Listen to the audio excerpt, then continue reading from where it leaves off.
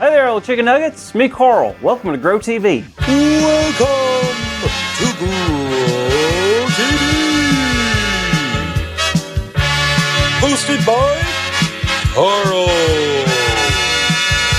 Where we have fun with our friends, talk about Jesus, and go over everything the Bible has to offer.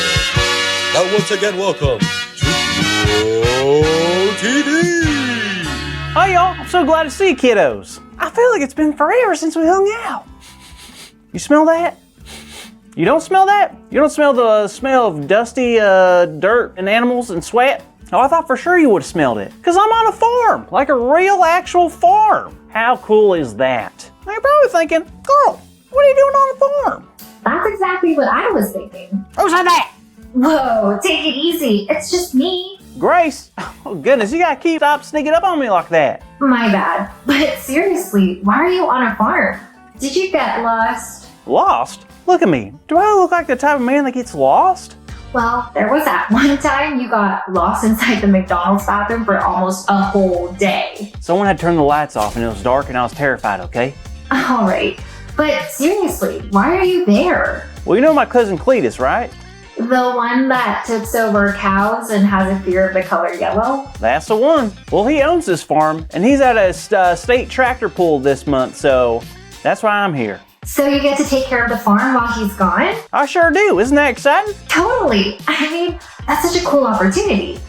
Kinda intimidating though. Wait, why would you say that? Oh, nothing. I shouldn't have said that. I'm sure it's gonna be great. Grace, tell me. Okay, well, it's nothing huge. I just know that comes with a lot of responsibility. Chores, feeding the animals, doing repairs, that kind of stuff. But I'm sure you're gonna do great. Oh yeah, I think so. I'm great at all that stuff. But what about the mornings? Mornings? I love mornings. Well, I mean, don't farmers usually have to get up before the sun sometimes? Like, in the dark? What? Well, maybe I'm wrong. Did he leave a list or a schedule? Sure, it says it right here. I have to get up before the sun. Oh no, what am I gonna do? I'm afraid of the dark. This is the McDonald's bathroom fiasco all over again. Hey, Carl, breathe. You'll be okay. God will still be with you even in the dark. What? How can you be so sure? Well, you remember Peter? Jesus' disciple? Of course I do. Well, he went through some pretty dark days, and I think you can learn a lot from him. Okay, well, what happened to him? So check this out. It says in Matthew chapter 26 that Jesus was talking to Peter, and he told him something pretty shocking. What was it? Jesus said that Peter would deny him 3 times that night. What does that mean?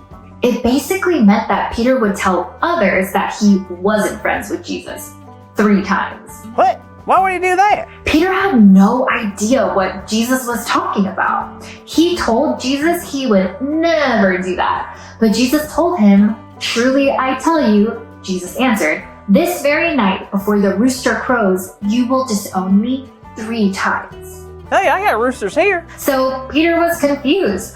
But later, Jesus was captured by soldiers and taken away. Aw, I really don't like this part. What they did to Jesus was messed up. Yeah, it really was. They didn't like that Jesus was changing things up and teaching people a better way to follow God. Anyway, while that was happening, Peter and the disciples followed and watched. Did Peter help Jesus? Well, there wasn't much Peter could do. He stood by, and while he was there watching, a lady came up to him and asked if he was the one that she had seen with Jesus. And because Peter was scared he would also get in trouble, he said, "No, I don't know what you're talking about." Whoa, Peter just denied Jesus. Then Peter walked out through a gate, and there was a younger girl there that looked at Peter and recognized him. She said, "This was the man who was with Jesus." And Peter once again said, "I do not know that man." Oh man, Peter, you just did it a second time. It was at this time Peter began to become nervous and frustrated, because a little while after, more people confronted him. A group of people said, "Surely you must know this man." They had heard the way Peter talked and assumed he and Jesus were from the same town. What did Peter do? Well, he got really mad and swore, "I do not know that man." And at that time, a rooster crowed. Whoa, that was it. Peter denied Jesus 3 times, just like Jesus predicted it. What happened next? Well, Peter realized what he had done. So he went out and began to cry. He was extremely upset he had turned his back on Jesus. This was a very dark time in Peter's life. Sounds like it. Man, that's such a bummer. It really is.